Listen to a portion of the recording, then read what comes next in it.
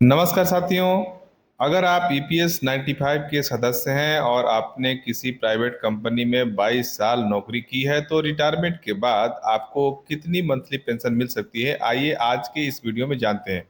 दोस्तों, आज इस वीडियो में एक आसान एग्जाम्पल से समझते हैं और साथ में 1 सितंबर 2014 से पहले और उसके बाद के जो वेज सीलिंग है उसको भी हम इसमें डिटेल्स में समझेंगे। तो दोस्तों, सबसे पहले एक जरूरी बात, ईपीएस 95 में सामान्य पेंशन का जो फॉर्मूला है वो है pension equal to pensionable salary multiply by pensionable service divided by 70। और 1 सितंबर 2014 से पहले पेंशनेबल सैलरी की जो मैक्सिमम वेज सीलिंग है वो 6,500 थी, जबकि 1 सितंबर 2014 के बाद यह सीलिंग 15,000 रुपए हो गई।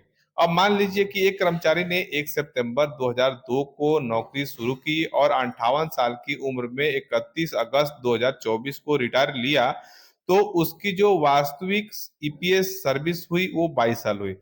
जब अब आप जो है, क्योंकि पेंशनेबल सर्विस 20 साल से ज्यादा है आपका और वह 58 साल की उम्र में सुपरन्यूएशन पेंशन ले रहा है, इसलिए ईपीएस के नियम के अनुसार 2 साल की जो है वेटेज आपको मिलती है। यानी कि यदि कोई मेंबर 20 साल की नौकरी करता है, 20 साल सर्विस करता है, 20 साल पेंशन में कंट्रीब्यूशन करता है, तो उसको 20 साल नहीं, जब उसको 22 साल काउंट होगा, 2 साल का उसमें बोनस सर्विस मिल जाता है। अब कैलकुलेशन को हम दो हिस्सों में समझेंगे।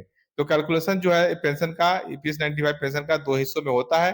पहला 1 सितंबर 2014 से पहले का जितना साल सर्विस है वो है, मान लेते हैं कि 12 साल आपका सर्विस सर्विस है इसमें, और इस अवधि की जो मैक्सिमम पेंशनेबल सैलरी है वो 6,500 है और 2 साल की वेटेज के नियम के अनुसार प्री सितंबर 2014 सर्विस पीरियड में जोड़ी जाती है।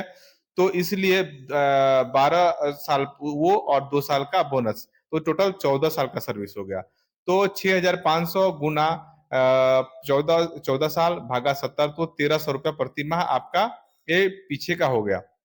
दूसरा हिस्सा 1 सितंबर 2014 के बाद का सर्विस 10 साल हो रहा है। इस अवधि की मैक्सिमम पेंशनेबल सैलरी 15,000 है।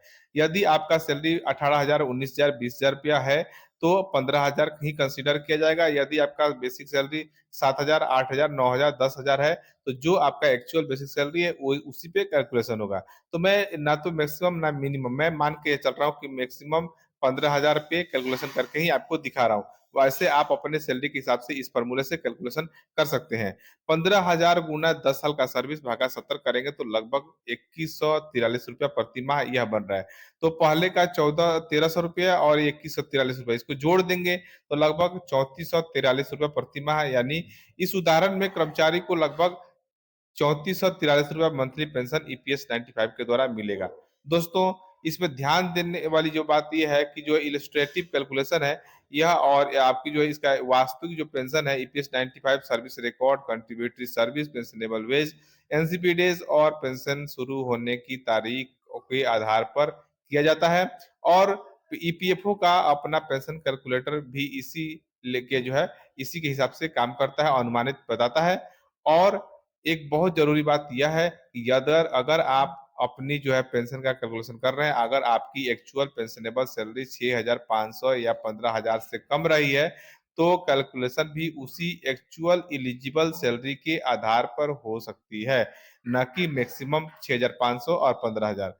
वही हायर पेंशन के जो लिए जो इलिजिबल मेंबर है जिन्होंने हायर पेंशन के लिए अप्लाई किया था, उनको हायर पेंशन कानून के तहत उनको हायर पेंशन मिलेगा। इसलिए अगर आपकी ईपीएस 95 सर्विस 22 साल या 20 साल हो गया है, 20 साल हो गया तो 22 साल कैलकुलेशन होगा, 22 साल हो गया तो 24 साल कैलकुलेशन होगा।